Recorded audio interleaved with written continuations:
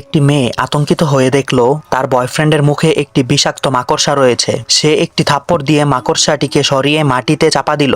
সে ভেবেছিল এর ফলে হয়তো সে ছেলেটির আরো বেশি আদর পাবে। পরের মুহূর্তেই আরেকটি মাকড়সা মেয়েটির গলায় উঠে পড়ে।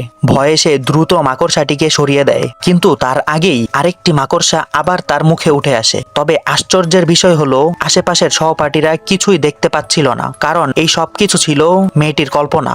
তার মানসিক অবস্থা ধীরে ধীরে খারাপ হতে থাকে। সবাই আশ্চর্যের চোখে তাকিয়েছিল, কারণ যে মেয়েটি কিছুক্ষণ আগেও একদম স্বাভাবিক ছিল, সে হঠাৎ করে এমন আচরণ করা শুরু করলো কেন?